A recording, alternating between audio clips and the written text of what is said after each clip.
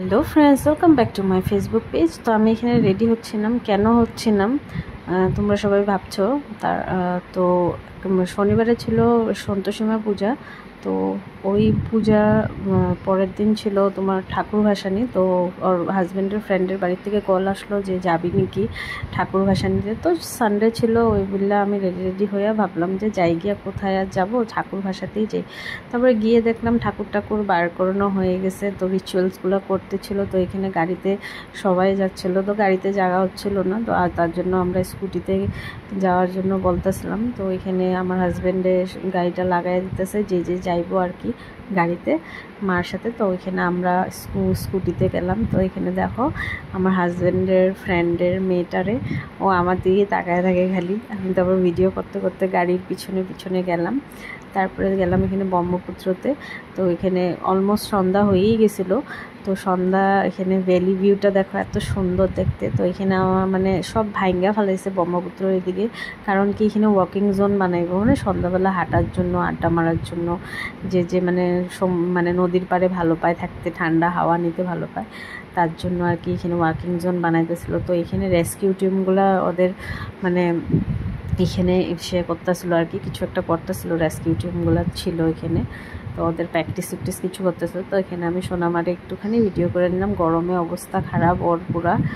তো খুব গরম ছিল কালকে, মানে সানডেতে।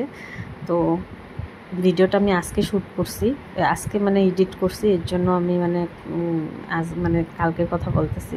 তো এখানে মারে নিয়ে আসা হলো নদীতে ডুবানোর জন্য আর কি। মা আসলো, চলেও গেলো, মনটা খারাপ হয়ে যায় তখন। মানে তারপরে সবাই।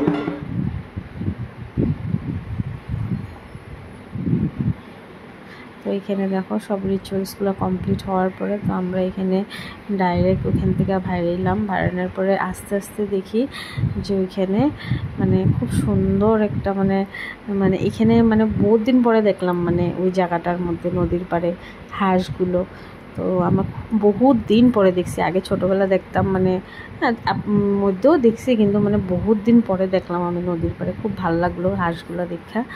তারপরে দিয়ে আমরা ওইখান থেকে ডাইরেক্ট চলে গেলাম পার্কে, মানে বাচ্চাদের নিয়ে। তো এখানে দেখো ও আইসক্রিম খাইতেছিল, ওকে দেয় না আইসক্রিম, তবুও মুখ নিয়ে নিয়ে আইসক্রিম খায়। তারপরে এখানে আমরা পার্কে বসে বসে অল্প টাইম স্পেন্ড করলাম। আমার বাবু আর আমার হাজব্যান্ডের ফ্রেন্ডের বাচ্চাটাও খেলতেছিল। তো আমরা এখানে বসে আসলাম সোনামারে নিয়ে, মানে এই যে দেখতেছো বাচ্চাটারে, এটা ওরে নিয়ে বসে আসলাম, পিহুরে নিয়ে। তো এখানে ও খেলতেছিল, আমি ভিডিও করতেছিলাম। তো খুব মজা লাগছে, দেখো কীভাবে তাকায়। আমি বলছি তাকাও তাকাও। তারপরে এখানে পার্কের ভিতরের ভিউটা দেখো। তো এখান দিয়ে আমরা হাঁটতে হাঁটতে চলে গেলাম। তারপরে আসতেছিল ট্রেন ভিতরে, মানে ট্রেন চলে পার্কের ভিতরে, মানে বাচ্চাদের জন্য আর কি। তো এই যে ট্রেনটা দেখো। তো আমি আরেকবার যখন গেছিলাম তখন এই ট্রেনটা উঠছি, মানে বাবুদেরকে উঠাইছিলাম, এবার উঠাইনি কারণ বহুত লেট হয়ে গেছিলো। তারপরে আমরা ফেন্সি বাজার গিয়ে অল্প খাওয়া দাওয়া করে ঘরে চলে আসছি গরমের মধ্যে। আস্তে আস্তে 9টা বেজে গেছে। তো ভিডিওটা কেমন লাগলো নিশ্চয়ই জানাইবা।